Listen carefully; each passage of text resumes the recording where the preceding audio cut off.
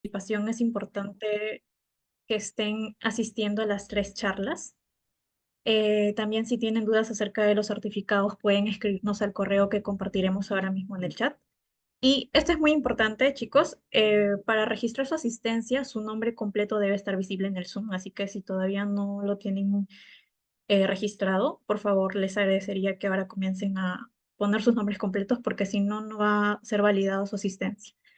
Bueno, habiendo dicho esto, hoy tenemos el gusto de contar con la bióloga Xiomara Merino Merino. Xiomara es investigadora en el Instituto de Medicina Tropical de la Universidad Peruana Cayetano Heredia y actualmente está estudiando una maestría en bioinformática en la Universidad Nacional Mayor de San Marcos.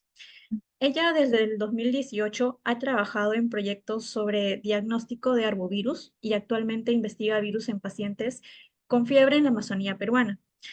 Esto lo lleva a cabo usando herramientas de metagenómica. Xiomara Merino Merino el día de hoy nos va a presentar la charla titulada Identificación viral por metagenómica en pacientes con síndrome febril indiferenciado.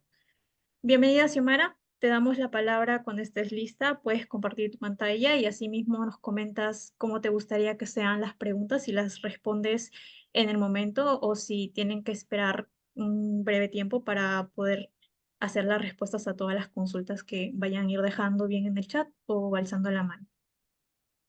Ok, gracias Melissa por el pase y también gracias por la investigación, la oportunidad y por esta ventana para poder mostrar un poco el trabajo que venimos realizando, específicamente en la unidad de virología del Instituto de Medicina Tropical de la Universidad Peruana Cayetano Heredia y sobre todo en el marco de celebración ¿no? En este mes, importante para las mujeres y también porque este proyecto está liderado por una mujer que es la doctora Francesca Falconi, de la misma unidad. Y sí, las preguntas las pueden realizar al final, sería mejor para mí, para no cortar el hilo de la presentación y sí, los puedo responder al final de la presentación. Igual pueden ir dejando los comentarios, ¿no? De las preguntas. Bien, bueno, la charla que les voy a presentar el día de hoy, ¿no? Es la identificación viral por metagenómica en pacientes con síndrome febril indiferenciado en la Amazonía peruana. ¿Pero qué es un síndrome febril agudo indiferenciado? Pues un estado clínico en el que un paciente tiene fiebre mayor o igual a 38 grados centígrados por un periodo no menor a 7 días y acompañado de este estado clínico presenta otros síntomas como por ejemplo cefaleas, dolores musculares como artralgias, mialgias, malestar, fatiga y algunas erupciones cutáneas como por ejemplo el rash. Todo ello conlleva a que hay una dificultad para poder realizar un diagnóstico eficaz en este tipo de pacientes. ¿Y cómo llegamos a poder decir que un paciente tiene un síndrome febril indiferenciado? Pues primero, el paciente con este cuadro febril tiene un tamizaje para algunas infecciones respiratorias agudas conocidas como IRAS, a algunas infecciones diarreicas y también infecciones por el tracto urinario conocidas como las ITUS, ¿no? Y si el paciente no calza dentro de todo este tamizaje de las que ya mencioné, pues se le considera como un paciente con un síndrome febril diferenciado, dentro de los cuales se le puede atribuir la presencia o no, o la presencia del patógeno de plasmodio, ¿no? Causante de la malaria. Bien, la Amazonía peruana es una región que por la distribución geográfica, por sus condiciones climáticas, favorecen el desarrollo en el ciclo de vida de muchos vectores, ¿no? De algunos patógenos conocidos como arbovirus, por ejemplo, el dengue, zika, chikungunya, mayaro, etcétera. ¿No? Y todos estos patógenos que estoy mencionando, pues tienen la característica de tener un cuadro sintomático muy similar, ¿no? Que es lo que indiqué al comienzo, que es la presencia de fiebre acompañada de los otros síntomas. Todo ello hace que este diagnóstico pues sea muy difícil de poder realizar con las técnicas convencionales. Asimismo, en las regiones en las que están circulando estos patógenos, pues los laboratorios no tienen una alta capacidad para poder realizar un diagnóstico, ¿no? Ellos básicamente realizan un diagnóstico como primer tamizaje empleando la serología, ya sea con pruebas rápidas o con pruebas de ELISA. ¿no? Bien, muchos de los arbovirus que se encuentran en nuestra área, ¿no? Sobre todo en la Amazonía peruana, actualmente más de 500 se encuentran descritos y más de 50 producen algunas enfermedades en los humanos, ¿no? Corresponden a virus pertenecientes a la familia de los flavivirus, bunyavirus y togavirus, ¿no? Como los que mencioné anteriormente, como dengue, fiebre amarilla, Zika, etcétera. Estos virus, dependiendo de la variedad o de la cepa, también producen los brotes en estas regiones, ¿no? En las regiones tropicales y subtropicales, y pueden tener o producir algunas infecciones asintomáticas hasta algunas infecciones o cuadros clínicos graves que producen la muerte del paciente. A lo largo del tiempo, ya sean los factores geográficos, socioeconómicos, han permitido que estos arbovirus en general se distribuyan ampliamente por nuestro país, pero con el tiempo el número de casos reportados para este tipo de patologías ha ido en aumento, sobre todo después de la pandemia ¿no? de COVID en el año 2020, ha hecho que, por ejemplo, el número de casos de dengue en nuestro país se haya triplicado. Asimismo, se ha expandido el número de casos a más de 20 regiones del Perú.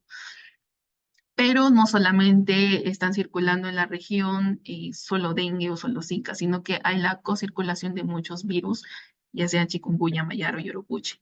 Y más que todo me refiero a ellos porque nosotros estamos trabajando dentro de la unidad de virología con estos arbovirus ya desde el 2018, ¿no? Y por eso es que hemos ido haciendo este tipo de seguimientos. Entonces, para poder identificar estos arbovirus, pues, como mencioné, se pueden emplear las técnicas de serología, que son las convencionales, pero una de las características es que tienen baja especificidad y muchos de los arbovirus también tienen una reactividad cruzada entre los mismos, ¿no? Entonces, no podemos identificar si corresponde a dengue, Zika, chikungunya, ¿no? Es un poco más difícil. Asimismo, como también mencioné, hay una capacidad limitada de los laboratorios, por lo que es más difícil acceder a técnicas como, por ejemplo, los PCRs en tiempo real para poder identificar, ¿no? Los ácidos nucleicos de estos patógenos a los que me estoy refiriendo. Entonces, dentro de los desafíos que nosotros enfrentamos para poder diagnosticar este tipo de etiologías, pues son las limitaciones en las pruebas serológicas y moleculares, ¿no? Y también el problema de la presencia de los virus emergentes, sobre todo en este tipo de región como la Amazonía peruana. Y también hablando de las precisiones de las pruebas, ya que muchas de las pruebas que se trabajan para serología y también para los PCRs en tiempo real emplean targets, pero empleando información de, por ejemplo, viajantes, ¿no? Y no con data o información de pacientes de las zonas endémicas, ¿no? Pacientes de aquí. Entonces, también es uno de los desafíos que nosotros tenemos para poder realizar este tipo de diagnósticos. ¿Cuál es la importancia para poder identificar estos patógenos en general, no solamente hablando de los virus, sino que nos van a poder permitir mejorar los sistemas de vigilancia en nuestro país y también va a poder ayudarnos a brindar una atención oportuna a los pacientes, ya que en este caso, como se encuentran en zonas lejanas, lo que hacen o el screen que pasan los pacientes para poder tener un diagnóstico es que ya, por ejemplo, la muestra llega al laboratorio, se realiza las pruebas de serología pertinentes, ¿no? O pruebas rápidas o pruebas de ELISA, y el segundo flujo es enviar esas muestras para laboratorios de referencia o incluso para el Instituto Nacional de Salud, donde se realizan las siguientes pruebas, ¿no? Y todo este lapso de tiempo lo que hace es demorar la atención que se le puede brindar al paciente, ¿no? Y sobre todo si son casos graves de la enfermedad, entonces ya no pueden recibir un tratamiento oportuno. Y también porque es importante identificar estos patógenos, porque la información generada nos va a poder permitir adaptar todo ello para poder eh, tener nuevas vacunas y tratamientos oportunos y específicos para este tipo de etiologías. Es por ello que nosotros tenemos como objetivo presentar la metagenómica como herramienta diagnóstica para este tipo de casos en los que no se conoce cuál es el agente causal del síndrome febril en un paciente, ¿no? Y en este caso empleando información en la Amazonía peruana. ¿No? ¿Por qué es importante emplear metagenómica o cuáles serían las ventajas de aplicar esta técnica? Porque vamos a poder detectar todos los genomas o múltiples patógenos que puedan estar presentes en una muestra de un paciente y también nos va a poder dar información para poder utilizarla como monitoreo en los sistemas de vigilancia de salud, que creo que, bueno, que también ya se vienen empleando actualmente en nuestro país, ¿no? Pero tiene una desventaja la metagenómica porque también se encuentra el ruido del material genético del hospedero, que en este caso es el humano. Y otra de las desventajas que tenemos con la metagenómica es que necesitamos un gran poder computacional para poder analizar la data que se genera, ¿no? Que es muy grande. Y otro de los aspectos es también los costos. Sin embargo, cuando procesas un mayor número de muestras, ¿no? Se reducen los costos, ¿no? Para este tipo de tecnologías. La unidad de virología viene trabajando, como mencioné, desde el 2018 en poder detectar, ¿no? Y evaluar algunas pruebas diagnósticas para algunos arbovirus. Y desde esa fecha nosotros hemos venido colectando muestras de suero de pacientes febriles con sospechas de tener dengue, ¿no? En este caso, nosotros colectamos más de 500 muestras de estos pacientes y hicimos un tamizaje por ensayos de PCR en tiempo real para dengue, zika, chikungunya y fiebre amarilla, ¿no? De los cuales, de todos estos pacientes reclutados, encontramos que más del 50% se categorizaban como pacientes con síndrome febril indiferenciado. ¿Qué quiere decir esto? Que en este caso, más del 50% de las muestras fueron negativas para dengue por PCR en tiempo real y también para Zika, chikungunya y fiebre amarilla. Entonces es ahí donde surge la pregunta de qué es lo que estaba circulando en ese periodo de tiempo en la región que también producía sintomatología similar a lo que producen los arbovirus. Es por ello que nosotros tenemos actualmente el proyecto denominado como secuenciamiento de siguiente generación para identificar etiologías en pacientes con síndrome febril indiferenciado en la Amazonía peruana. ¿No? Este proyecto, como mencioné, liderado por una mujer, la doctora Francesca Falconi, y también por el doctor Philip Selhorst del Instituto de Medicina Tropical de Amberes en Bélgica, ¿no? Es un proyecto del Centro de Investigación de Enfermedades Emergentes Infecciosas, CRIT, de Estados Unidos. Y el objetivo de nosotros es aplicar la secuenciación metagenómica empleando la depresión del hospedero y utilizando la tecnología de los nanoporos, ¿no? Como herramienta diagnóstica para fiebres indiferenciadas. Nosotros estamos empleando 380 muestras de pacientes sospechosos de dengue, pero que fueron negativos por PCR para el mismo, ¿no? Así como para los otros patógenos Zika, chikungunya, fiebre amarilla, y también fueron negativos para leptospira y para malaria, ¿no? Tenemos dos regiones en las que se ha ido trabajando, es Yurimaguas y Iquitos, siendo Yurimaguas el principal centro, ¿no? De donde provienen estas muestras. Lo que hemos logrado hasta el momento analizar por metagenómica y poder identificar es que a pesar de que muchas de las muestras, la mayoría, bueno, todas las muestras fueron negativas por PCR para dengue, en este caso nosotros hemos identificado por metagenómica que 114 muestras de las 380 son positivas por secuenciamiento para dengue, ¿no? Incluso hemos podido encontrar los serotipos de dengue 1 y dengue 2. Esto, bueno, es el 30% aproximadamente. Sin embargo, el otro 70% todavía no corresponde a dengue, ¿no? Bien, ¿cómo nosotros hemos venido trabajando? En este caso, como les mencioné, bueno, son muestras de suero de estos pacientes febriles colectadas en una etapa aguda entre de los 0 a 7 días desde el inicio de síntomas, ¿no? y con algunos criterios de inclusión, como la fiebre, presencia de fiebre y también en la edad, ¿no? Entre 5 y 65 años de edad del paciente. Estas muestras,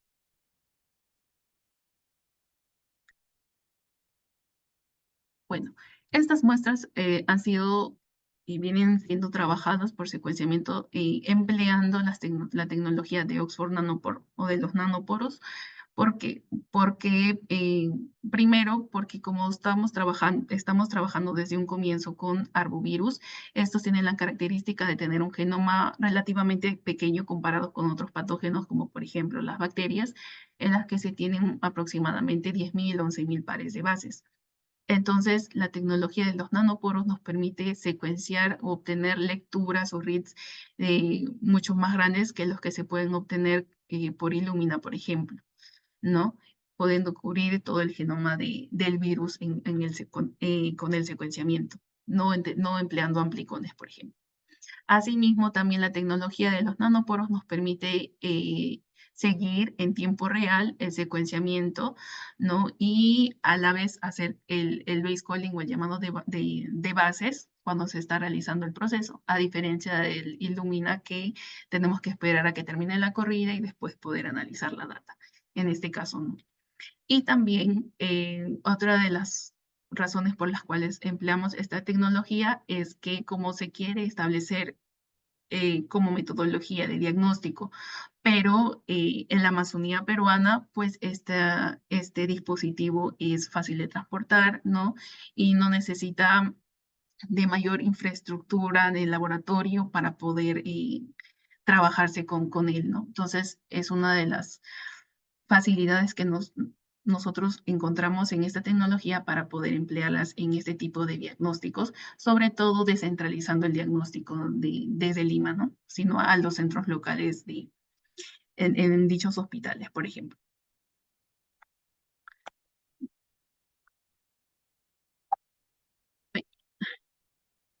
Bueno, igual pueden visualizar bueno, no sé si me escuchan, pero pueden visualizar aquí cómo funcionan los dispositivos de nanopore, ¿no?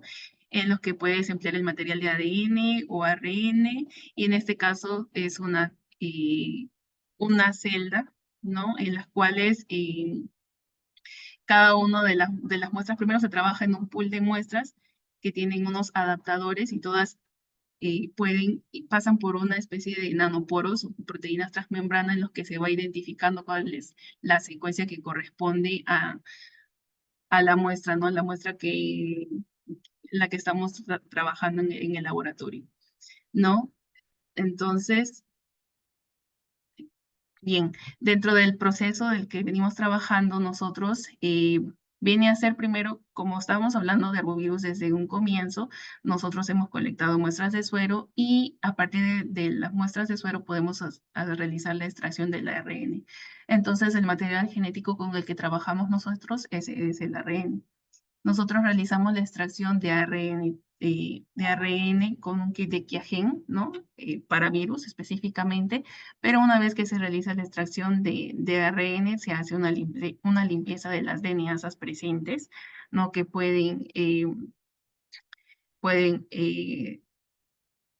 eliminar, ¿no? O repercutir en nuestra extracción de ARN, ¿no? Entonces, para eso aplicamos un proceso de turbo-DNAsa y una vez que hacemos esta purificación, pues realizamos la síntesis de ese DNA para que el ARN se encuentre estable. Y uno de los pasos más importantes y que seguimos en toda la etapa del secuenciamiento es realizar el agotamiento del ARN ribosomal, en este caso del hospedero, empleando la técnica de CRISPR-Cas, no lo que conocemos como host depletion. Ya que esta es una muestra de suero, pues vamos a encontrar material genético humano, ¿no? Y lo que nosotros queremos a la hora de secuenciar es poder obtener la presencia de material genético viral, no la presencia de material genético humano. Entonces, para ello, una técnica de enriquecimiento que nosotros usamos es esta, emplear la CRISPR-Cas para poder hacer el agotamiento de ARN ribosomal humano, ¿no? O conocido como host depletion.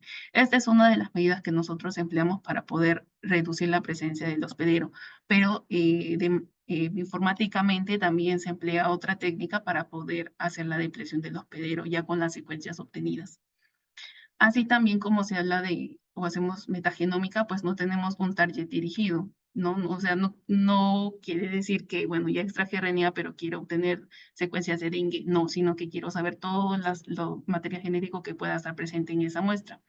Para ello se hace un CISPA-PCR en el que también se emplea un cebador o un primer que es random, ¿no? No es dirigido, sino conocido como el SOL-A, que te permite hacer este PCR y obtener mucho más copias de los ARNs para poder realizar el secuenciamiento y tener eh, buena cantidad de amplicones, ¿no?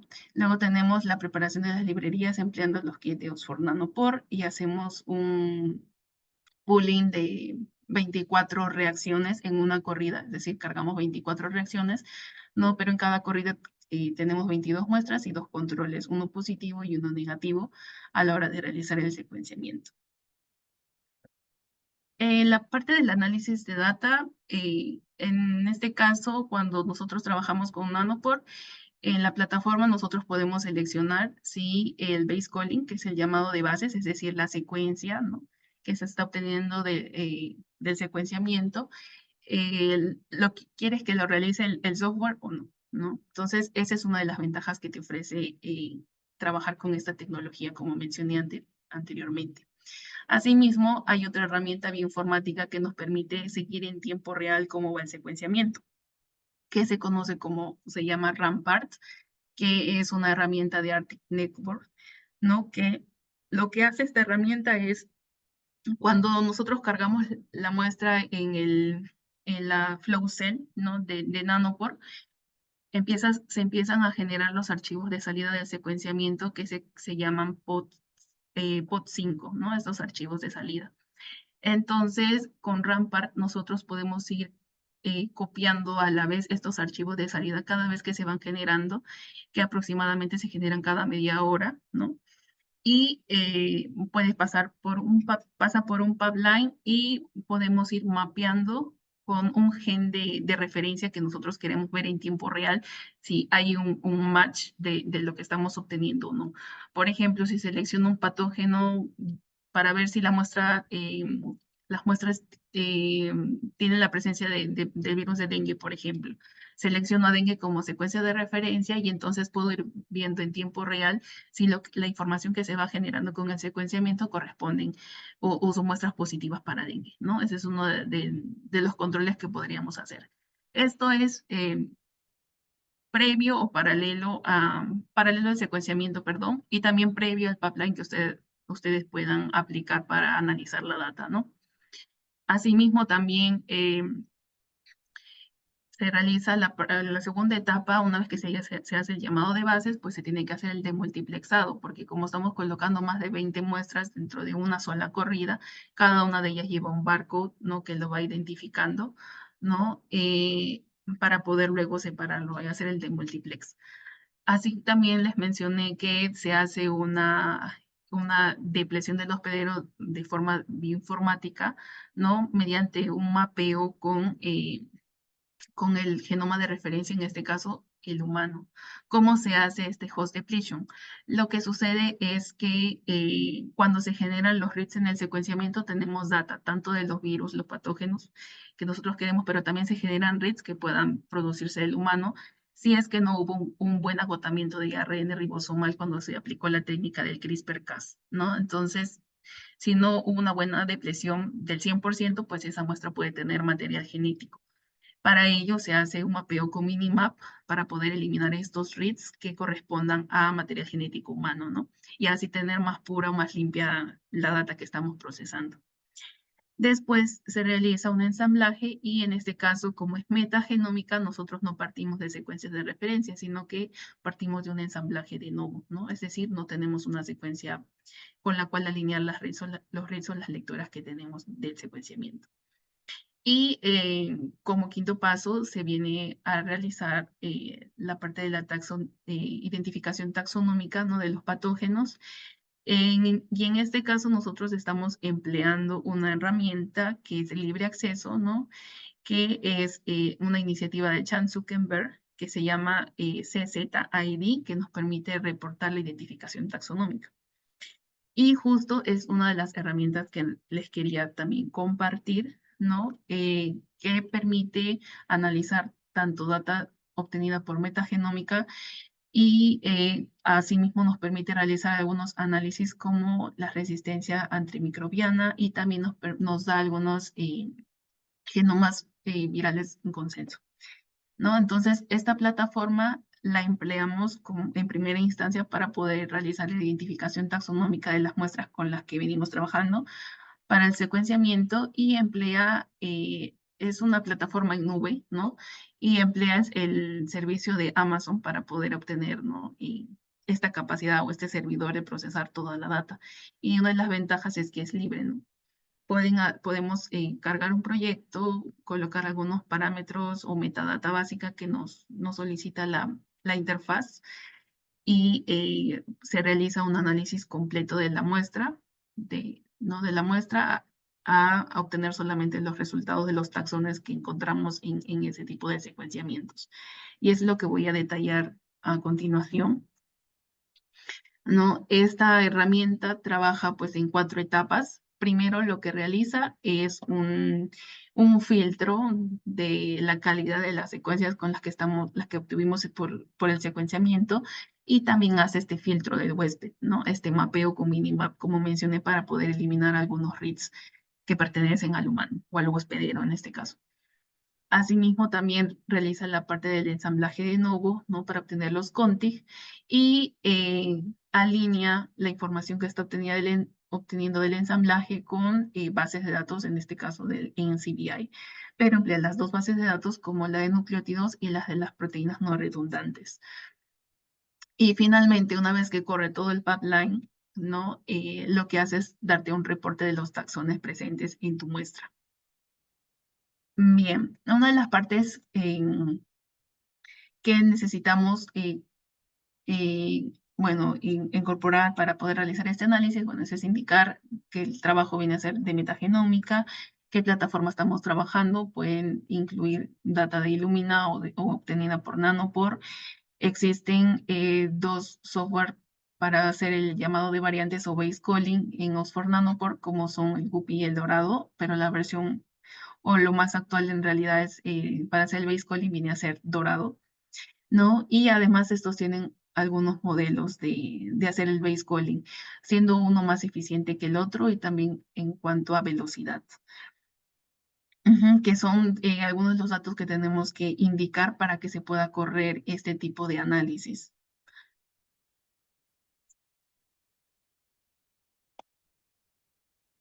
Bien, ¿cómo hace la calidad de las lecturas o de los reads?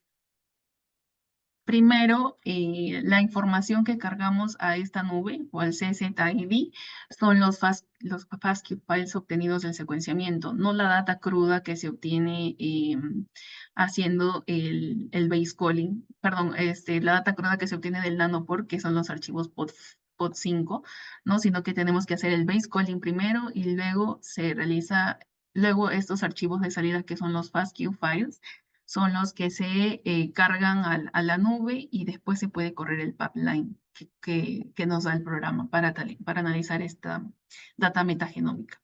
Podemos trabajar con datos de ADN, datos de ARN. La primera etapa de este programa es realizar la calidad, ¿no? La calidad de los reads o de las lecturas. Para ello, lo que hace es dar una puntuación de FRED menor a 9, o sea, la puntuación menor a 9, la puntuación de FRED menor a 9, lo que hacen es eliminar eliminar esos reads, ¿no? Y también elimina los reads que tienen longitudes cortas con menos de 100 pares de bases y también algunos reads que tienen lecturas de baja complejidad. ¿A qué nos referimos con lecturas de baja complejidad? Pues elimina regiones repetitivas, algunos artefactos de amplificación, ¿no? Que surgen con el secuenciamiento y también lo que hace es, con Minimap 2, lo que hace es hacer un filtro del ADN del hospedero, ¿no? Lo que sucede es que mapea los reads que hemos obtenido del secuenciamiento con el genoma de referencia, que en este caso es el hospedero, el hombre, ¿no? Y los que hagan match o los que tengan un hit, pues se eliminan de la información que va a ser procesada para el pipeline.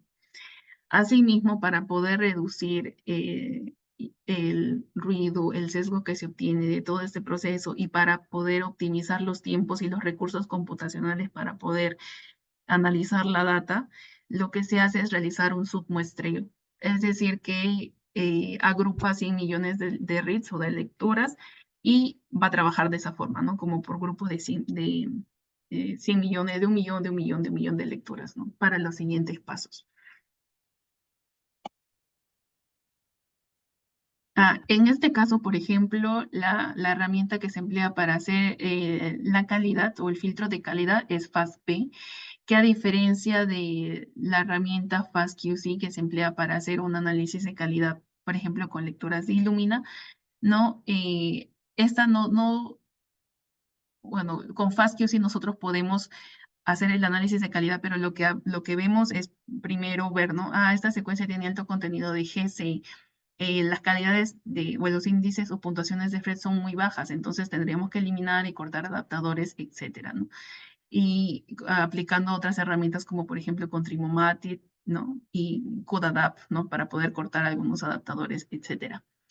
A diferencia de esa herramienta de FastQC, la herramienta que aplica este algoritmo que es FastP, lo que hace es no te da el reporte así para que puedas visualizar alguno de estos parámetros de control de calidad, sino que automáticamente los filtra. Tú le ingresas algunos parámetros, como por ejemplo los que he mencionado, como las puntuaciones de FRED, etcétera, y automáticamente va a hacer el filtrado de las secuencias y después te da un reporte con lo que ya filtró o lo que ya cortó, ¿no? Entonces, esa es la diferencia básicamente con FastQC.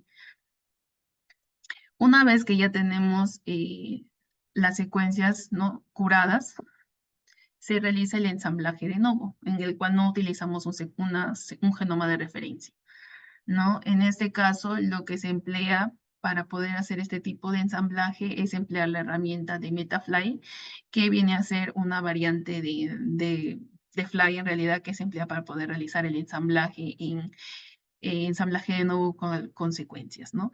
Sin embargo, que este tipo de algoritmo está básicamente enfocado para poder realizar análisis metagenómicas. Ahora, este Metafly lo que hace es analizar o ensamblar lecturas con más de 1000 pares de bases. Y también podemos extraer algunas de las lecturas que no se llegan a ensamblar con SandTools, ¿no? Esto es lo que hace el pipeline con el que trabaja este algoritmo. Ahora, en este caso, ¿cómo se ensamblan las lecturas, ¿no? Si es que no tenemos un genoma de referencia.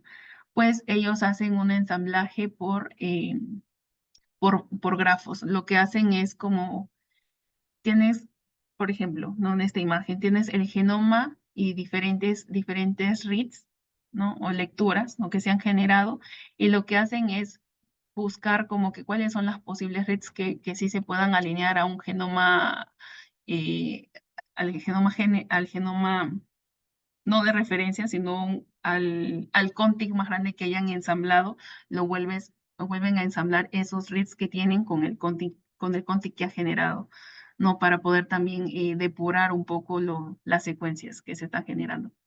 En este caso, una de las cosas que se aplican para poder hacer un ensamblaje de nuevo con Nanopore es aplicar la técnica del polishing, ¿no? Empleando, por ejemplo, el software de Medaka, en el cual lo que haces básicamente es volver a alinear los reads que tienes con los contigs que ya ensamblaste, ¿no?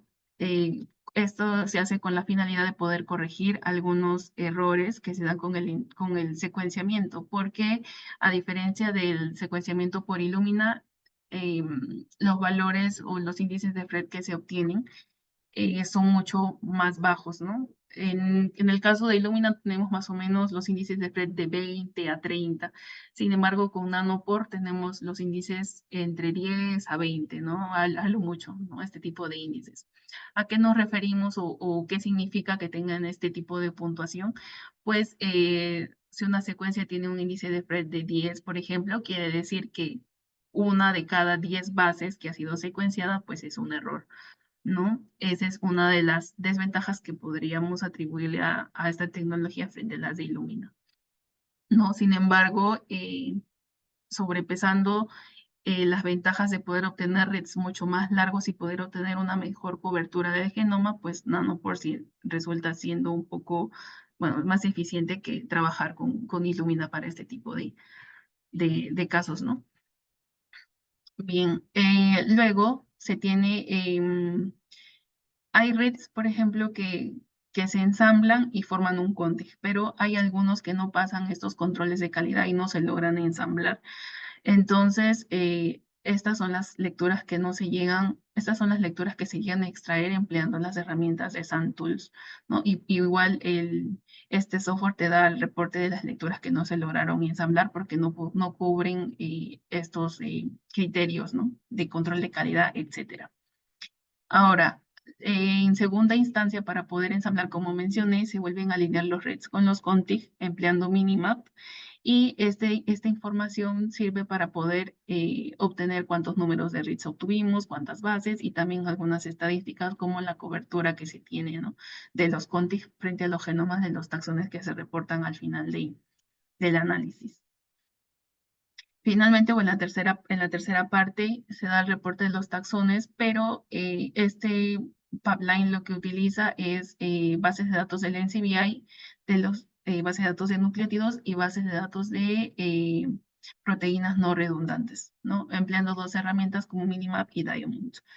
Entonces, ahora, hay los contents que no, los reads que no generaron un contig, ¿no? Que se extrajeron con SandTools, tienen una mayor tasa de error, ¿no? Por eso no pasaron, porque no tenían buenas criterios de calidad, ¿no? Sin embargo, estos de aquí ya no pueden ser alineados con la base de datos de las proteínas no redundantes, ¿no? ¿Por qué? Porque como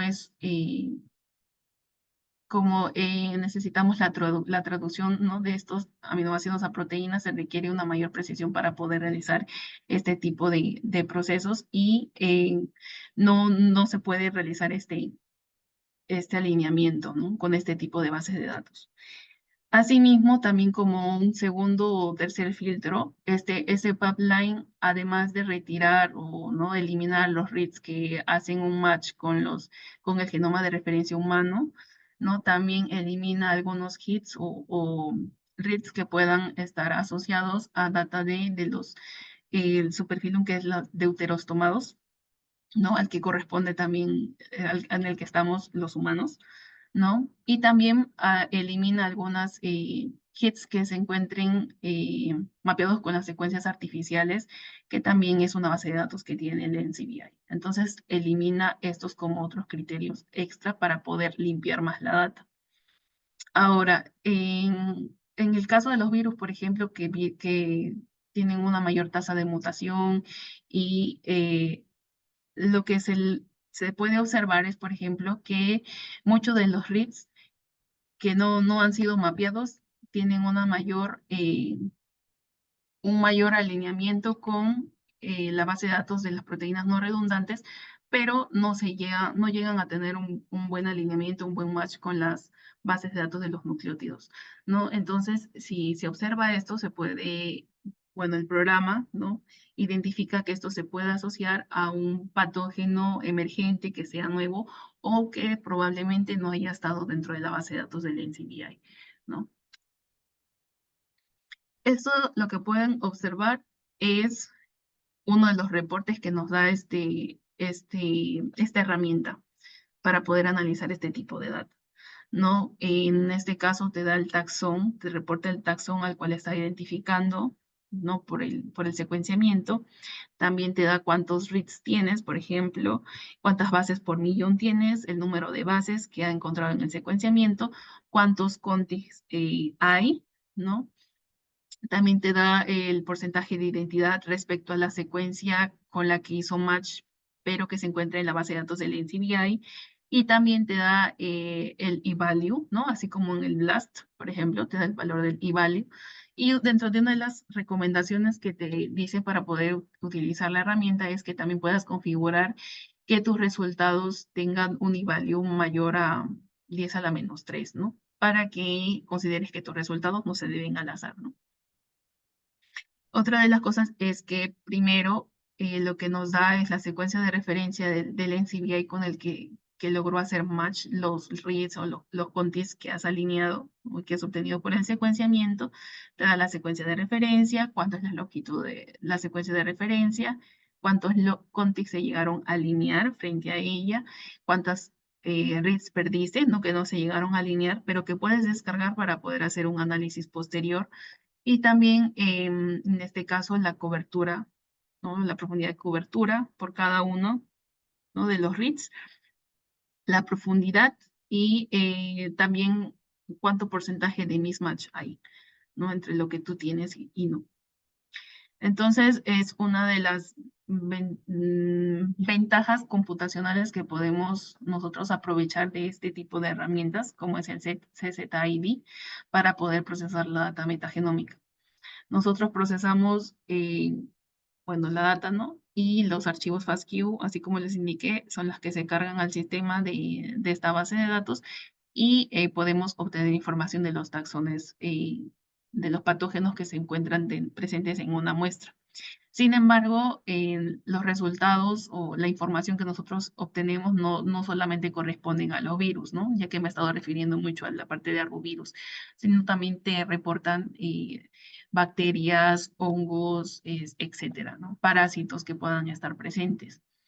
Ahora, una de las limitaciones que podría referir a este tipo de herramientas, y no solamente el CZID, sino también existen otras herramientas que emplean las bases de datos, como por ejemplo Kraken 2, para poder realizar el ensamblaje de nuevo, es que de por sí emplea la información que se encuentra en el NCBI, pero muchas veces un patógeno no tiene el genoma completo, ¿no? En la base de datos, sino que se encuentran, por ejemplo, en el caso de genes como Marituba, por ejemplo, que es un virus también, un arbovirus.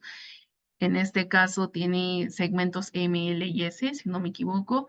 Y en el caso del NCBI se encuentra reportado solamente secuencias para un determinado gen, ¿no? Por ejemplo, para el M, para el L y para el S, pero no para los tres juntos.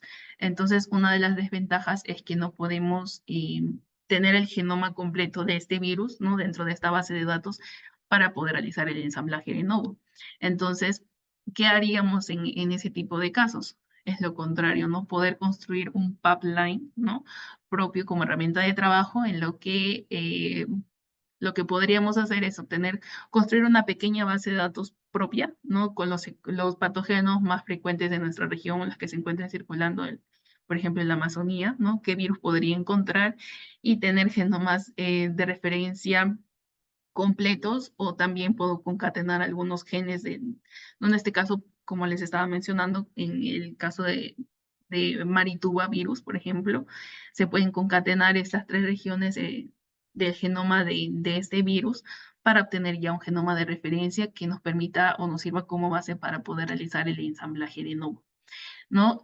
Porque si el ensamblaje no parte de un genoma de referencia tal cual, pues tiene una base de datos con la cual enfrenta todos los reads que tiene, ¿no? Para poder mapear e identificar a qué taxón podría pertenecer esta lectura que se está obteniendo, ¿no? Del secuenciamiento. Entonces, esa es una de las ventajas, ¿no? Es el poder computacional que nos está ahorrando, porque cuánto necesitaríamos para poder analizar toda esta data, ¿no? Pero sin embargo, también la data que se obtiene de esto es para tomarlo con pinzas y también poder verificar, ¿no? Muchos análisis posteriores, ¿no? Pero ya nos da como una visión de lo que podemos obtener con nuestro secuenciamiento. En el caso de aplicarlo como la metodología de diagnóstico, pues como una herramienta de primer acceso es muy importante, ¿no?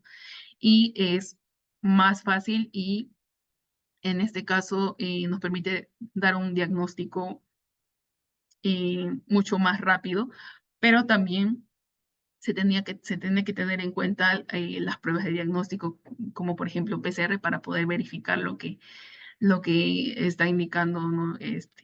La metagenómica, secuenciamiento por metagenómica, ¿no? Pero como un primer screening, y sobre todo en estas regiones de la Amazonía peruana, donde hay una cocirculación de muchos patógenos, pues es eh, de, una herramienta eficaz, ¿no? Para poder realizar este tipo de diagnóstico. Bien. Pero sin embargo, nosotros no solamente en el laboratorio no solamente cargamos la data en este sistema de CZID para poder obtener la información como les estoy mostrando, sino que también uno de nuestros investigadores, como la colaboración con el Instituto de Medicina Tropical de la Unidad de Virología en Amberes, pues ha venido desarrollando un pipeline para poder realizar todo lo que hace este CZID, pero empleando el poder computacional, ¿no? del laboratorio, para poder tener como un segundo filtro y poder enfrentar y comparar la información que se obtiene de ambos. Y pues, ¿qué es lo que hemos llegado a encontrar en el proceso, ¿no? Hasta la fecha? Empezamos el año pasado, si no me equivoco, pero hasta la fecha nosotros vamos secuenciando ya 257 muestras, ¿no? Con este síndrome febril diferenciado. Y en este caso lo que hemos podido encontrar es que muchas de las muestras que nosotros identificamos por PCR en tiempo real como dengue negativas, pues por secuenciamiento han sido positivas, ¿no? Con coberturas diferentes del genoma, algunas con cobertura total del genoma, ¿no? Otras con más del 50%, etcétera, ¿no? Demostrando así que el secuenciamiento por metagenómica es un poco más sensible que los PCRs los PCRs en general, pero también hemos podido observar que en este caso, como muchos de los primers diseñados y los que pueden reportarse en literatura, que se pueden emplear también para los trabajos de investigación, eh, provienen de data de algunos viajeros, ¿no? En otros países, no de regiones endémicas, pues mantienen o hacen que el diagnóstico no sea tan preciso, ¿no? Porque a veces hay algunas variantes que eh, no se pueden identificar con estos primers ¿no? Lo que se encuentran en literatura, por ejemplo, ¿no? Asimismo, hemos encontrado la presencia no solamente de dengue, sino, bueno, primero de dos serotipos, de dengue 1 y dengue 2, ¿no? Circulantes en esa región, pero durante ese periodo, entre el 2018 y 2021. Así también hemos encontrado algunas muestras con coinfección de dengue 1 y dengue 2 y la presencia de otros arbovirus como Mayar o Oropuche también, y la presencia de un virus que no ha sido reportado, ¿no? Aún, y que es el virus de Marituba también. En algunas de las muestras, el 2% de las muestras de las que se ha secuenciado, ¿no? Y en este caso solamente les estoy dando como el reporte de los patógenos virales que hemos podido encontrar en el secuenciamiento, pero sin embargo tenemos una gran lista de patógenos que corresponden a bacterias y parásitos que se encuentran en las muestras también, ¿no? En este caso hemos podido identificar la presencia también de Plasmodium en alguna de las muestras y la presencia de Leishmania también, ¿no? En estas muestras que en realidad pasaron por un tamizaje y como Plasmodium o malaria negativas, por ejemplo, ¿no? Entonces, eso es lo que hemos podido encontrar hasta la fecha y también lo que hemos podido identificar es lo que se asocia al diagnóstico por PCR en tiempo real, en este caso, que mucha de la data que nosotros hemos encontrado eh, por ejemplo, se encuentra en la región 3' OTR, en este caso para dengue, para el serotipo de dengue 1, ¿no? Y que se ha degradado en la mayoría de las muestras clínicas que nosotros hemos obtenido en el secuenciamiento. Y sin embargo, los primers que se emplean para poder realizar la detección de este tipo de serotipo de dengue se encuentran en esa región, como por ejemplo el Rivers, ¿no? Y por secuenciamiento hemos visualizado que muchas de las muestras que nosotros hemos obtenido, ¿no? de dicha región, pues esa parte se ha degradado, ¿no? Entonces, esto ha permitido que podamos optimizar los protocolos de PCR que empleamos en el laboratorio para la detección de dengue y no solamente dengue, sino también optimizar protocolos para otros virus como Urupuchi y Mayaro. ¿Y cómo podemos emplear toda la información que obtenemos de los genomas no presentes en este tipo de análisis para poder responder algunas preguntas, por ejemplo, como que cuál es el origen de los virus, ¿no? Si ha habido una introducción externa o no de virus en la región, ¿no? Sobre todo en la Amazonía, y cuando empezó la transmisión de este virus o los patógenos, ¿no? En la región, qué linajes, cepas o variantes están circulando en la misma, las que puedan ser causantes de los brotes, ¿no? También va a permitir esto mantener la vigilancia genómica en las regiones y también poder identificar si estamos detectando o no variantes nuevas o variantes nuevas o emergentes en la zona y también identificar cuándo se realizó la introducción de los virus, ¿no? Esto ya, para responder a alguno de ellos, pues ya se puede analizar otro tipo de análisis, ¿no? Empleando las herramientas bioinformáticas, ¿no? Ya realizando análisis filogenéticos también, ¿no?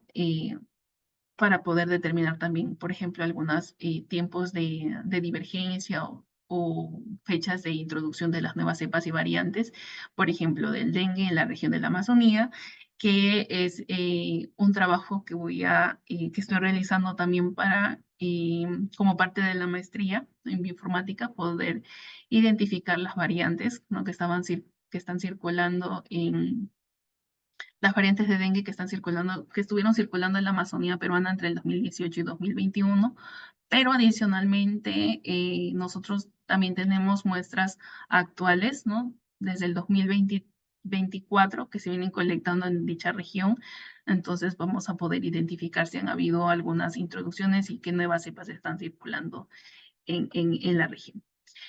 ¿Cuáles son algunos de los desafíos por los cuales nos vemos nosotros no, frente a este tipo de tecnologías o metodologías? Pues primero es los costos para poder acceder a este tipo de tecnologías de secuenciamiento. Sin embargo, como mencioné, si se procesa un mayor número de muestras, pues se pueden reducir costos. Y también uno de los desafíos que tenemos es la parte computacional, ¿no? Porque para poder realizar este análisis metagenómico, pues requerimos de mucha capacidad, ¿no? Ya sea de almacenamiento, procesadores, etcétera, para poder analizar este tipo de data, ¿no? Pero sin embargo, bueno, les he podido mostrar una herramienta que puede ser eficaz para los estudios que ustedes estén realizando, ¿no? Que no necesita un poder computacional, porque la información que se obtiene del secuenciador por Nanopore, ya puedes obtener los archivos FASTQ que puedes cargar directo a la nube del CZID, ¿no? Sin necesidad de realizar un base calling manualmente con códigos, ¿no? Entonces, podemos ahorrar esa parte. Pero, sin embargo, para poder ayudar, ¿no? A realizar este tipo de análisis, pues sí requerimos de un poder computacional mayor a lo convencional.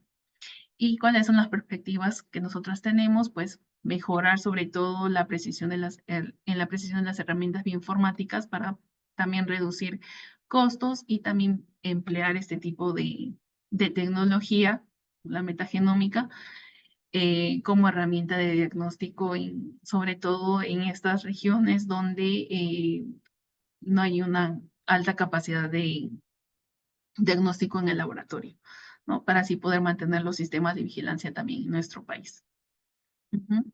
Y bueno, creo que primero agradecer igual a la unidad de virología y a los colaboradores de este proyecto, ¿no?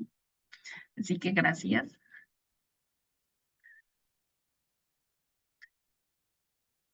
No sé si tienen, ay, bueno, las preguntas. Muchas gracias, Xiomara.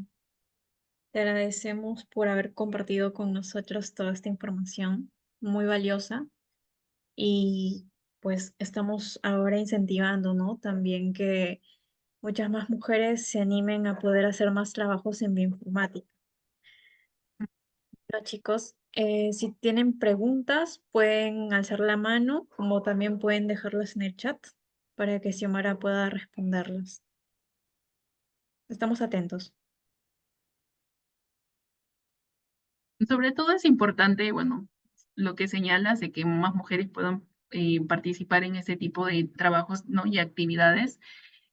Bueno, la bioinformática no es muy nueva en nuestro país, pero sin embargo todavía es un poco incipiente, sobre todo en la parte académica, pero sobre todo que hayan algunos programas académicos para poder desarrollar más este aspecto, ¿no? Hay muchos programas muy pocos programas de bioinformática en nuestro país, ¿no? Y entonces de repente, bueno, eso limita un poco, ¿no? Poder seguir este rubro, pero sobre todo incitar mucho a chicas jóvenes y en general para poder seguir esta rama que si bien es un poco complicada y todo, pero eh, es muy bonita y además permite trabajar o realizar un esfuerzo conjunto para poder mejorar no solamente bueno, la parte académica de investigación, sino también repercute en el sistema de salud de nuestro país, ¿no? Y ayuda a mejorar eso también. Entonces es algo bueno por lo cual bueno, debemos seguir, ¿no? Insistiendo y trabajando. Y sobre todo, bueno, este tipo de ventanas también favorecen el networking, ¿no? Como lo señalan, de poder trabajar, realizar este tipo de colaboraciones también y de estudios futuros, ¿no? Mm.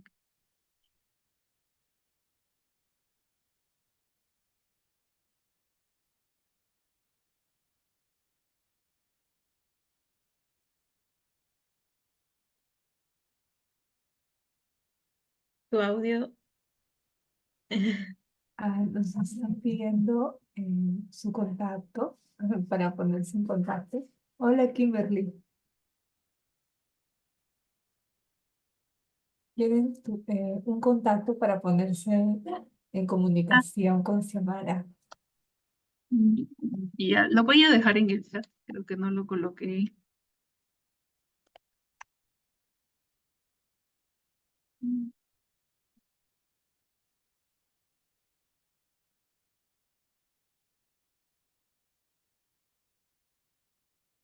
Perfecto. Bueno, ujú. yo tengo una curiosidad. En cuanto a la progresión del dengue que se ha venido ocurriendo, ¿no? Año tras año, ¿han identificado mutaciones específicas últimamente que hayan prevalecido más o todavía faltan más estudios para estar seguros si el dengue sigue siendo el mismo o está cambiando, como la tasa de infección también están cambiando con los años? Sí, de por sí los virus tienen una tasa evolutiva mucho más rápida, entonces, y lo que sí hemos identificado y se realizó una publicación también en el 2020, si no me equivoco, es de encontrar unas mutaciones también puntuales en serotipos de dengue, en el serotipo 2 de dengue, específicamente en la variante de cosmopolita, ¿no? Entonces, que identificamos algunas mutaciones que repercutían en algunas proteínas relacionadas a la patogenicidad del virus, ¿no? Entonces, en ese trayecto que fueron también muestras evaluadas entre el 2018 y 2021, habían algunas mutaciones del virus de dengue, ¿no? Referidas o diferentes a las presentes años atrás o reportadas en otras regiones. Entonces, justo esas mutaciones que se encontraban eh, son como unos candidatos para poder desarrollar algunas pruebas serológicas también, ¿no? Entonces, sí se realizó un reporte, ¿no? De ese estudio, empleando solamente la proteína del envelope, de la envoltura, ¿m? No del genoma completo. En cambio, ahora con lo de metagenómica podemos evaluar con mayor precisión a nivel de todo el genoma, ¿no? Las mutaciones que estamos encontrando, tanto para, bueno, las diferentes variantes como dengue 2 o dengue 1, ¿no? Y los nuevos serotipos que están circulando en la región, ¿no? De la Amazonía peruana.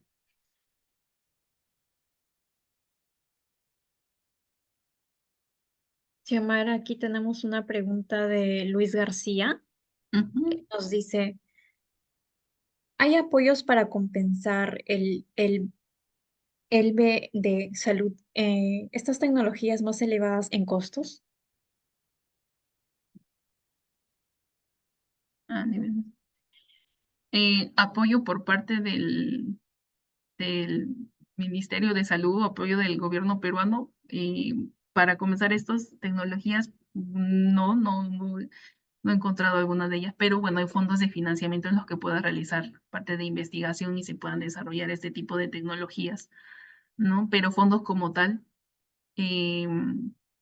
para ese tipo de herramientas, en general, ¿no? Para otras metodologías, si puedes ingresar este tipo de proyectos, ¿no? Como los que da Prociencia, por ejemplo. Entonces ahí puede postularse en estas iniciativas también como fondo nacional. Sin embargo, los costos, pues, son elevados, así que de repente necesitas más de un proyecto para poder, ¿no? Ingresar a este tipo de investigaciones. Pero pueden empezar, ¿no? Tener una iniciativa pequeña como un proyecto piloto y empezar a trabajar en ello.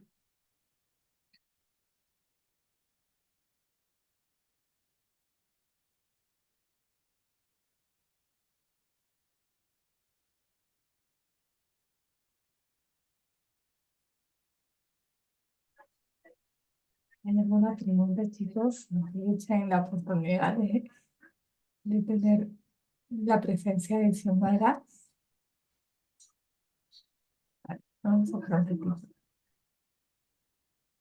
La parte de, esta es otra curiosidad, como, o sea, dengue me parece relevante últimamente cada vez más, ¿no? Con el cambio climático. Definitivamente debe de haber algún patrón.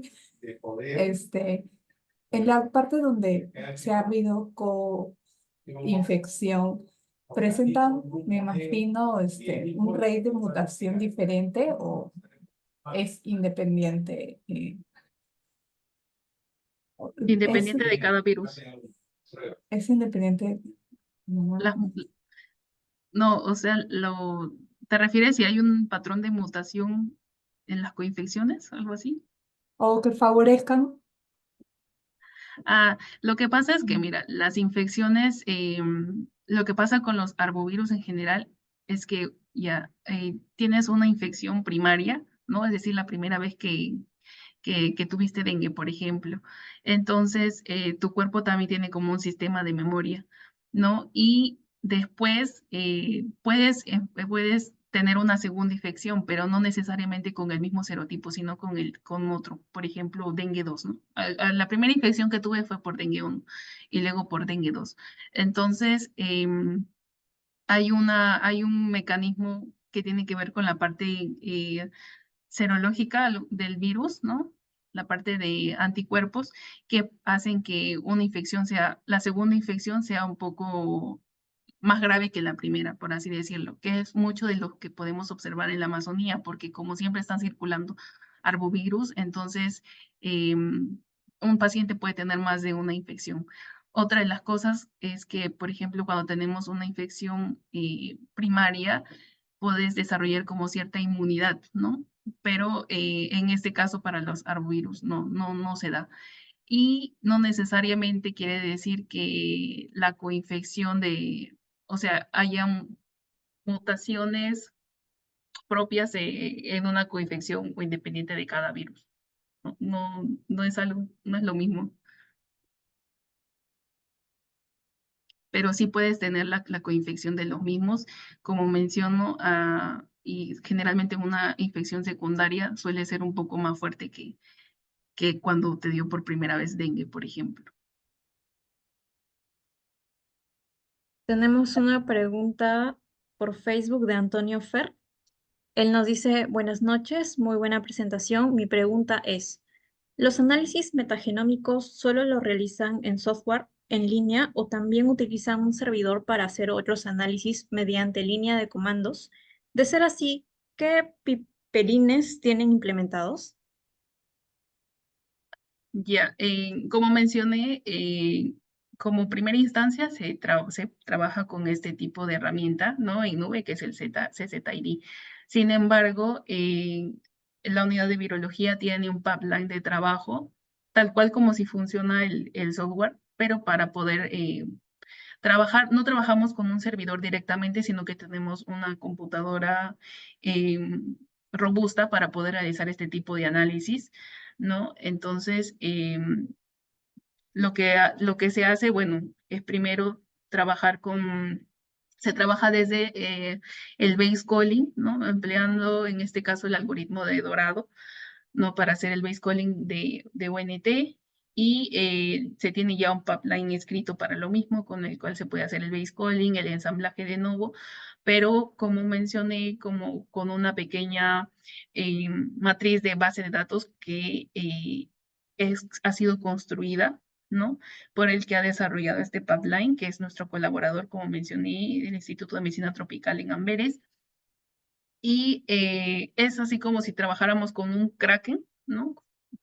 O ensamblaras empleando Kraken, pero aquí nosotros ensamblamos con una propia base de datos en base a los patógenos que están circulando en la Amazonía peruana. Entonces podría estar un poco sesgado a ello, pero es como para poder comparar los resultados también que se obtienen en la nube, ¿no? O con el CZID y con lo que nosotros obtenemos por línea de comandos, ¿no? Y si se sigue un pipeline para ello, se hace el ensamblaje de nuevo, también se emplea alguna de las herramientas como Minimap también para hacer el mapeo, también se hace un host depletion enfrentando o mapeando los redes que se obtienen con el red de genoma de referencia, en este caso del hospedero que es el humano, para poder eliminar estos reads y obtener una data más limpia. Se emplea el Medaka también para hacer el polishing o disminuir los errores en la parte del secuenciamiento. Y bueno, dentro de los reportes de taxón también, ¿no? Como estamos enfrentando con nuestra base de datos de algunos genomas de referencia, pues se obtiene una lista de los patógenos que podrían estar en la muestra, ¿no? Sin embargo, es algo, no, como mencionó, no tenemos un servidor tal cual, pero sí una computadora más robusta para poder hacer este tipo de análisis. Sobre todo porque la data que se obtiene al secuenciamiento puede ser de más de 300 gigas, ¿no? Entonces, es algo que también trabajamos a la par, no solamente es el CZID. Eso es como en primera instancia y algo con el que se puede obtener resultados mucho más rápidos, pero también corremos nuestro propio pipeline en el laboratorio y los resultados que mostré de algunos patógenos que se han identificado es básicamente esta intersección entre los resultados obtenidos por nuestro pipeline y por lo que se obtiene empleando este tipo de herramientas en la nube. Muchas gracias por tu respuesta, Xiomara. Ahora tenemos una pregunta de Gerald Moreno. Él dice, buena presentación, Xiomara. ¿Requieres una profundidad mínima para analizar mutaciones? ¿O en las muestras que no consigues buena profundidad de secuenciamiento, no realizas esos análisis? Una de las cosas que, bueno, que se vienen observando también ahora es que como son muestras de ARN, ¿no? El tipo de muestra con el que se viene trabajando, muchas veces no se tiene buena profundidad, ¿no? A veces puedes obtener como, no sé, 10x o menos. Entonces, pero sin embargo no quedan sin analizar, sino que también pasan por otro proceso de poder identificar, así como los reads que no han sido ensamblados en context, ¿no? Entonces, estos siguen otra ruta y además también, bueno, no mencioné, pero aparte del secuenciamiento, nosotros también confirmamos los resultados empleando otro tipo de, bueno, PCRs también confirmatorios, ¿no? Pero en este caso ya con algunas optimizaciones de los protocolos, como mencioné, por la identificación en estas pérdidas que hemos obtenido de algunas de las secuencias de los genomas, por ejemplo, de unas variantes, ¿no? De dengue. Entonces, no solamente nos quedamos con el secuenciamiento, sino que también realizamos otras pruebas para ello. Y bueno, y no descartamos las que tengan baja cobertura tampoco. Antonio Fer nos dice que le interesa mucho la investigación de enfermedades infecciosas, que le gustaría hacer un trabajo colaborativo. Así que Si es que pueden poner el contacto de Xiomara Merino en Facebook, por favor, ya que él está muy interesado, porque él dice que quisiera realizar esta investigación utilizando herramientas moleculares y bioinformáticas. Así que Antonio Fer, estás bienvenido a poder seguir aprendiendo y ya te van a ir pasando el contacto y así mismo vamos a tener más charlas para tu interés. Seguimos con Elías Lizarraga. Él dice, hola, buenas noches. Tenía unas inquietudes. ¿Cuáles serían sus siguientes pasos a partir de estos hallazgos? ¿Existe o conoce oportunidades de entrenamiento en estudios en metagenómica? Sí, bueno, respondiendo a esta última pregunta, hay ventanas en las que se pueden participar para este tipo de entrenamientos, como es lo que ofrece el Sanger Institute, ¿no? En Reino Unido. Entonces tienes muchos cursos disponibles para que puedas aprender más de metagenómica y también la parte de secuenciamiento, análisis bioinformático sobre todo. Hay un curso específico de metagenómica viral, si no me equivoco, entonces también pueden postular no solamente para ese tipo de, ¿no? de eventos orientados solamente a la parte de virus, sino que es muy amplio y bueno, se puedes postular con un proyecto y los cursos son o en Reino Unido, a veces también los realizan aquí en Latinoamérica, ¿no? Y en el 2021, si no me equivoco, participé en uno de ellos, justo era metagenómica viral, ¿no? Pero todavía esa parte no estaba, no se hacía aquí en Perú y no estaba como que muy profundizado, entonces fue un aporte muy bueno también para la parte de mi formación, participar en este curso, que es un curso de 3 o 4 días. Entonces, sí hay programas en los que se pueda postular, ¿no? Y también hay becas para ello, para que viajes, ¿no? Porque los cursos no son virtuales, sino son presenciales en Reino Unido o en otros países, a veces en Latinoamérica también. Ujú. Y la parte de qué es lo que viene después, pues es analizar, ¿no? La parte, no solamente reportar los patógenos que existen, sino también hacer ya la parte de los análisis de eh, filogenética, ¿no? De las variantes de los serotipos, las variantes los que hemos encontrado con este tipo de estudios. Y también poder terminar de implementar esta técnica como una herramienta de diagnóstico ya en los laboratorios locales, ¿no? Con los que venimos trabajando a lo largo de este tiempo. Sobre todo es lograr implementar esto de aquí y también poder identificar algunos factores de virulencia de lo que se obtiene de los genomas secuenciados, ¿no? Para poder trabajar y poder identificar, ¿no? Por ejemplo, en el dengue, ¿no? Sobre todo en estos patógenos que circulan en la Amazonía y que son muy prevalentes también. Y también algo que se puede hacer con la data que obtienes de metagenómica es hacer la metatranscriptómica, en la que empleas esto para poder ver la expresión de algunos genes, ¿no? De repente asociados a la virulencia o la patogenicidad de ya sean los virus, bacterias o parásitos con los que obtengas en tu data, ¿no? Y todo se puede realizar trabajando en la parte bioinformática, no necesariamente haciendo la parte del laboratorio. Ujú. Muchas gracias. Ahora Rafael Escobar quiere comentarnos su pregunta. Hola, ¿qué Es tal? libre.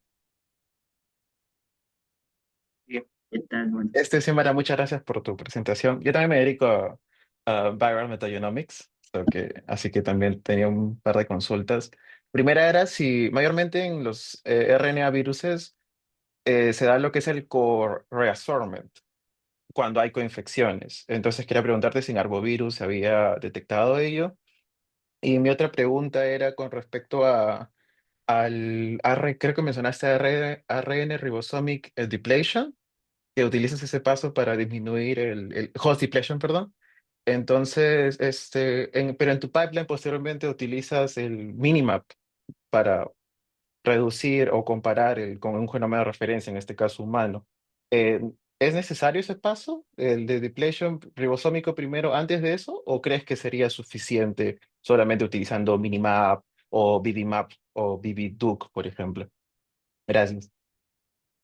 Gracias a ti.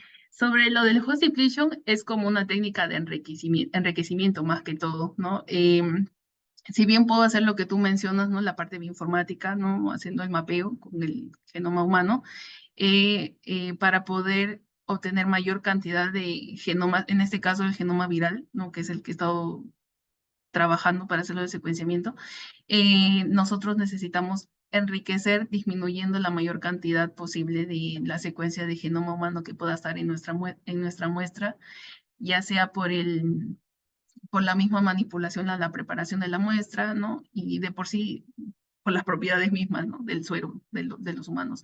Entonces, si bien es un paso más costoso, ¿no? Que le da un poco de mayor, le da un poco de mayor enriquecimiento a nuestras muestras, que informáticamente también lo podríamos realizar. Sin embargo, como menciono, lo utilizamos como la técnica de enriquecimiento, ¿no? Pero en este caso, cuando se realiza el host depletion empleando el agotamiento de ARN ribosomal, no siempre se da al 100%. Entonces también es una metodología que requiere estandarizar y mejorar, ¿no? Optimizar sobre todo para poder llegar a obtener una depresión del hospedero del 100%. Como no se llega a cubrir a veces el 100%, ¿no? de esta depresión, pues se tiene que recurrir también a las técnicas de bioinformática para poder eliminar por completo, ¿no? La presencia del ADN humano, ¿no? Y respecto a lo que me mencionas lo de las confecciones, ¿no? Todavía no hemos evaluado lo que me estás indicando en nuestros resultados, así que no podría decir nada al respecto, ¿no? Es uno de los posteriores análisis también que se realizarán, ¿no? Con la data que hemos obtenido. Espero haya quedado claro. Bueno, ahora Sí, muchas tenemos gracias. muchas gracias a ti por tu consulta. Ahora tenemos a José Jiménez. Él pregunta, ¿hay un mínimo en la profundidad de lecturas que se considere para utilizar la plataforma CICE-ID? No te dan un mínimo. Bueno, ellos a la hora de realizar su propio pipeline van a descartar los reads que no cumplan con los criterios de calidad, pero no es que lo eliminen completamente, sino que, bueno, al final te dan un file con los reads que no pasaron este control de calidad para que puedas volver a analizarlos ya con otro pipeline que tú puedas construir, ¿no? Para poder analizar tu data. No, pero no es un mínimo lo mínimo que mencioné es que elimina las lecturas cortas de menos de 100 pares de bases, las puntuaciones de Fred que sean menores a 9, también elimina ese tipo de secuencias y los homopolímeros, ¿no? Entonces, y secuencias de alta complejidad con 30%, menor a 30%. Entonces, esos son los criterios que emplea para poder eliminar los reads, ¿no? De la data que has obtenido por el secuenciamiento. Te aconsejan, sí, te dan algunos parámetros que puedas emplear para el análisis ya o sea, el análisis posterior como que cuántos bases y por millón puedas considerar como mínimo, cuánto es el I-value mínimo que podrías considerar, ¿no? Que es menor a 10 a la menos 3, ¿no? Entonces, eso es lo que te dicen el CZID. Muchas gracias, Xiomara. Ahora tenemos a Kimberly. Ella nos dice, gracias por su presentación. Con respecto al trabajo de laboratorio, el ADN complementario, ¿qué obtiene en una doble cadena? ¿Han intentado otros métodos de depresión de host? ¿Y cuántas muestras trabajan por celda de flujo? Trabajamos 22 muestras más 2 controles, ¿no? Por celda, por corrida. Y nosotras para hacer el host depletion hemos estado trabajando solo con el agotamiento ribosómico, con CRISPR-Cas. No hemos empleado otro tipo de técnicas, ¿no? Para realizar esto y el enriquecimiento de las muestras. Y sí hacemos después de la extracción, una síntesis del ADN complementario, ¿no? Igual. Y hacemos una segunda síntesis también de ADN, ¿no? Dentro de los pasos previos a la CRISPR-Cas para poder obtener un mayor número de amplicones que van a pasar, ¿no? Y que van a ser analizadas para el secuenciamiento. Muchas gracias, Xiomara. Ahora tenemos la pregunta de Ivonne Martínez. Ella quiere saber si en el proceso de tu trabajo es aplicable a genética médica.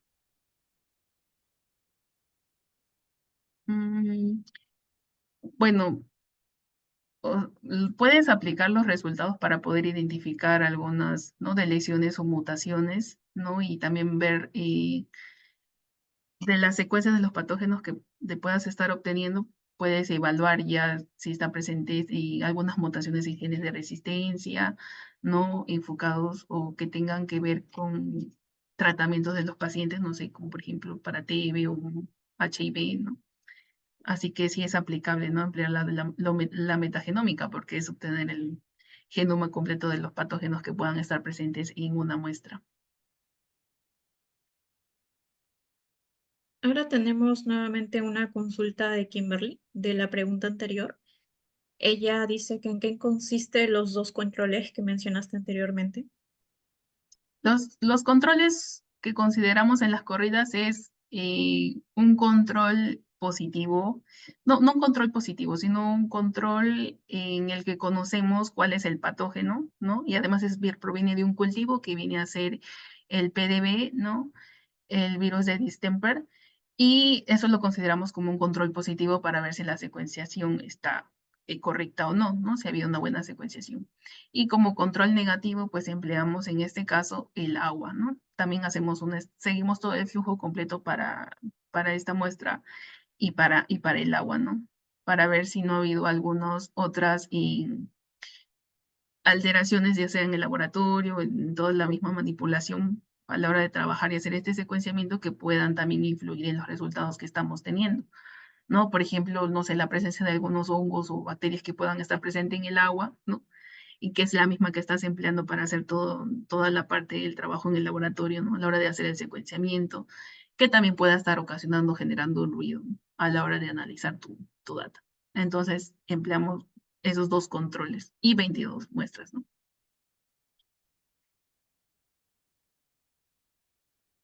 Bueno, siendo todas estas las consultas, nosotros, Xiomara, queremos agradecerte por compartir tu experiencia, todo tu conocimiento. Ha sido realmente muy interesante conocer más sobre la aplicación de la metagenómica en la identificación viral y su importancia que tienen las enfermedades, ¿no? A mí me sorprende más que todo, no haya estado tan al tanto de las enfermedades de la Amazonía. Es algo que ahora voy a estar investigando. La verdad, te agradezco muchísimo. Y pues nada, tu trabajo es un gran aporte a la ciencia y a la salud. Muchas gracias. Y apreciamos mucho el tiempo y la dedicación Sí, que has tenido ahora para poder pues dar esta charla, ¿no? Esperemos seguir aprendiendo e investigando. Muchas gracias. muchas Muchas gracias a gracias. ustedes.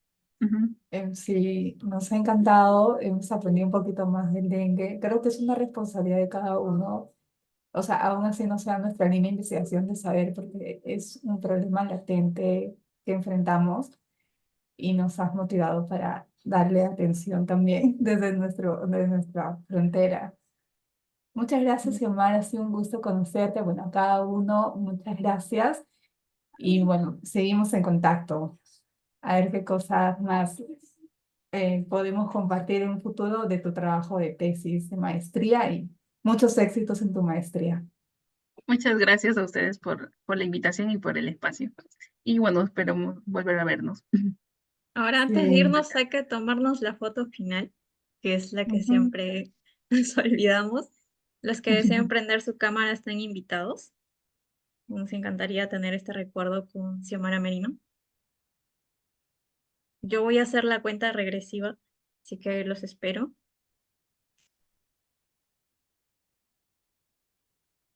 Bueno, creo que somos todos. ¿Alguien más se anima?